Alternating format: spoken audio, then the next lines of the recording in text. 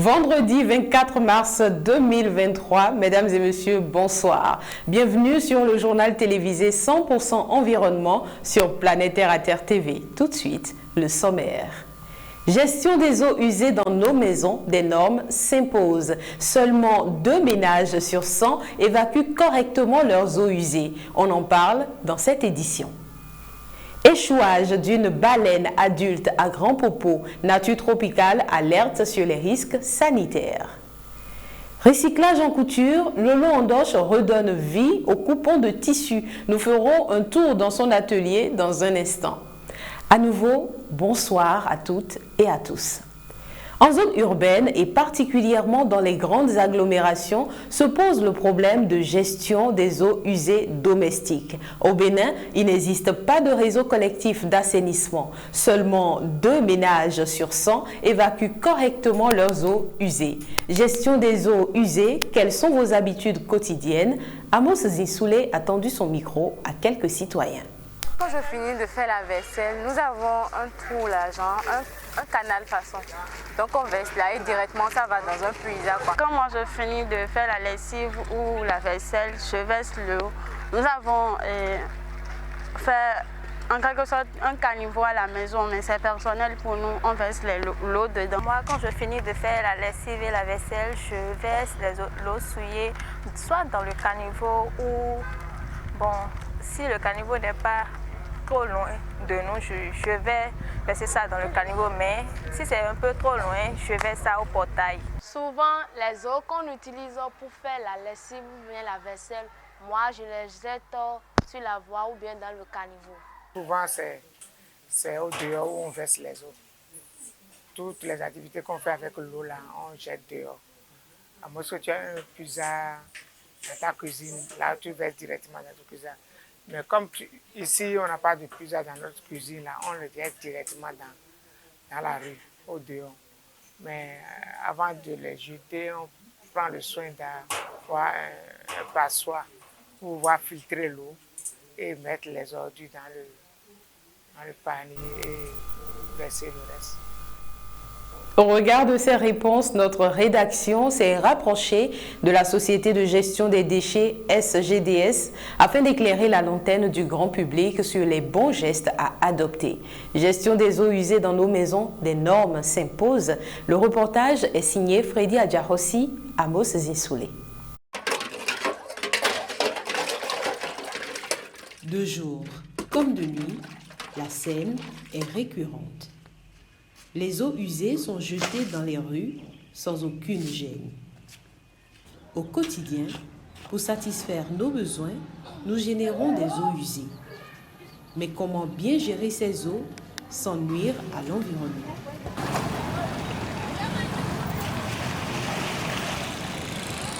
Ça ne doit pas être rejeté comme ça dans la nature sans aucun traitement. Donc il faudra, pour une meilleure gestion, disposer dans les ménages et des fosses et des puisards. Il est obligatoire d'avoir des puisards pour collecter les eaux de lessive, de vaisselle, de douche, etc. Les déchets solides sont pour les poubelles et uniquement dans les fosses, les boues de vidange, dans les puisards, collecter les eaux usées de vaisselle, de cuisine et de lessive. La Société de gestion des déchets et de la salubrité fait des réformes pour aboutir à la valorisation de ces déchets liquides au Bénin. Nous avons commencé par travailler sur la réorganisation des opérateurs de vidange qui viennent dans nos maisons pour collecter les boues et les eaux usées. Après cette réforme, nous allons passer à la réforme de toute la filière du traitement des boues de vidange, de gestion des boues de vidange et des eaux usées. Et une fois cette réforme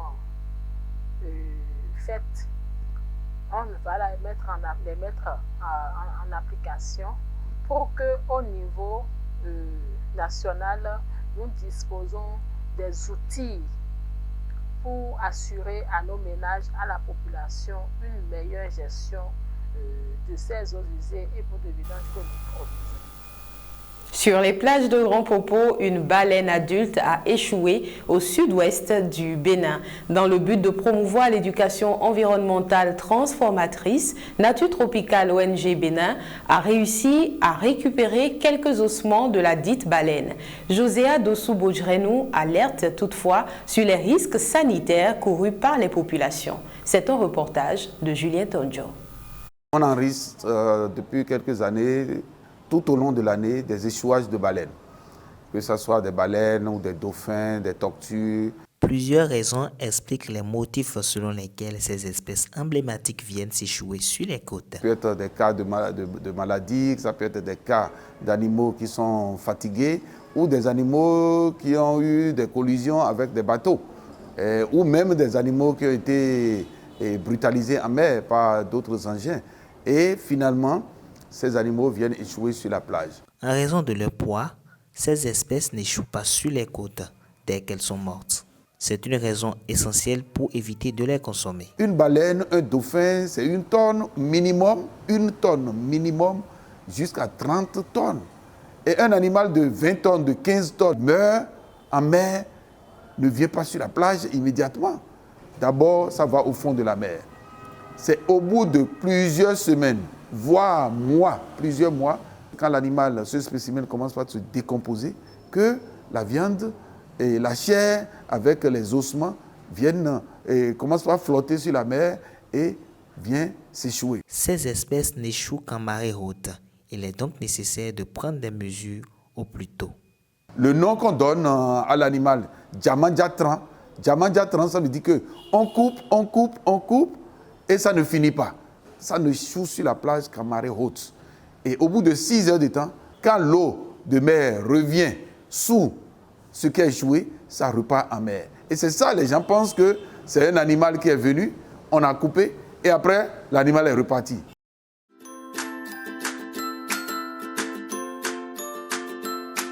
100% Terre vous fait découvrir les merveilles de la nature pour le bien-être de la peau et des cheveux. 100% Terre, c'est des beurres végétaux, des huiles végétales, des graines et des poudres. Passez votre commande en un clic. «